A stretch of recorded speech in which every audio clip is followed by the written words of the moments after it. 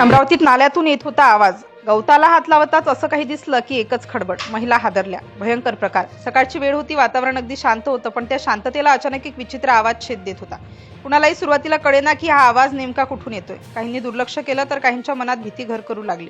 जसा वेळ पुढे जात होता तसा तो आवाज अधिक स्पष्ट आणि तीव्र होत होता. आसपासच्या महिलांना हा आवाज ऐकू लागला आणि त्या एकमेकींकडे पाहू लागल्या. कुणालाच धाडस होत नव्हतं त्या दिशेने जाण्याचं. एकीने हळूच विचारलं, हा आवाज कुठून येतोय? दुसरीने थरथरत उत्तर दिलं, कदाचित नाल्याकडून. आणि हे ऐकताच सगळ्यांच्या अंगावर काटा आला. नाल्याचं नाव ऐकताच भीती आणखी वाढली. हळूहळू काही लोक धीर धरून त्या नाल्याच्या दिशेने जाऊ लागले. प्रत्येक पावलागणिक त्यांच्या मनात प्रश्न आणि भीती दोन्ही वाढत होते. आवाज आता अगदी जवळून येत होता. नाल्याजवळ पोहोचल्यानंतर त्यांनी पाहिलं की तिथे गवताचा मोठा ढीग पडलेला होता, पण त्या ढिगातूनच तो आवाज येत होता. सगळे थांबले. एक क्षणासाठी पूर्ण शांतता पसरली. कुणीही पुढे जायला तयार नव्हतं. कोणीतरी पाहा ना, असं एकीने म्हटलं, पण भीतीने सगळे एकमेकांकडेच पाहत राहिले. सर्वांना झकडून टाकलं होतं भीतीनं. शेवटी एका महिलेने धाडस केलं. ती हळूहळू पुढे सरकली. तिचे हात थरथरत होते. ती गवताच्या ढिगाजवळ पोहोचली. आवाज आता अगदी स्पष्ट ऐकू येत होता. तिनं थोडं गवत बाजूला केलं आणि अचानक ती मागे सरकली. तिच्या चेहऱ्यावर भीती आणि धक्का स्पष्ट दिसत होता, पण तिनं काहीच बोलली नाही.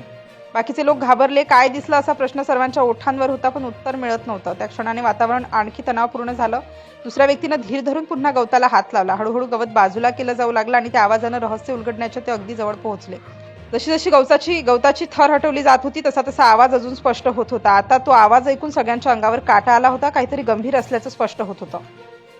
लोकांच्या चेहऱ्यावर भीती, कुतूहल आणि धक्का सगळं एकत्र दिसत होतं. कुणी मोबाईल काढून व्हिडिओ करायला लागलं तर कुणी मागे सरकत होतं. एक क्षण असा आला की सगळे पूर्ण शांत झाले. गवत जवळपास बाजूला झालं होतं. आता फक्त एक अंतिम थर उरला होता आणि त्याखाली काय आहे याची कल्पना कुणालाच नव्हती. हळू उचला, कुणीतरी कुजबुजलं, हात पुढे गेले आणि शेवटी थरही हलवला गेला. आणि मग जे दिसलं ते पाहून सगळे काही क्षण स्तब्ध झाले. कुणाच्याही तोंडून शब्द निघेना. काहींनी डोळे झाकले, काही मागे सरकले. त्या क्षणी वेळ जणू थांबला होता. आवाज मात्र अजूनही सुरू होता आणि तो अधिक वेदनादायक वाटत होता. लोकांच्या मनात एकच प्रश्न आहे, नेमकं काय आहे हा आवाज, कोणाचा आहे आणि हे इथे कसं आलं? काहींनी लगेच मदतीसाठी फोन काढले. वातावरण पूर्णपणे बदललं होतं. भीतीचं रूप आता धक्क्यात बदललं होतं. काही क्षणातच अधिक लोक तिथे जमले. प्रत्येकजण त्या दृश्याकडे पाहून हादरला होता.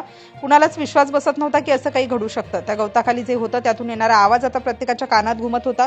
तो आवाज कुणालाही शांत बसू देत नव्हता. हळूहळू सत्य सगळ्यांच्या समोर येऊ लागलं आणि जे समोर आलं ते पाहून अनेकांच्या डोळ्यात पाणी आलं. त्या नाल्यात गवताखाली एक नवजात बाळ जिवंत अवस्थेत आढळलं होतं. अवघ्या एका दिवसाचं ते बाळ थंडी, भीती आणि वेदनांमध्ये रडत होतं आणि त्या आवाजामुळेच त्याचा जीव वाचला.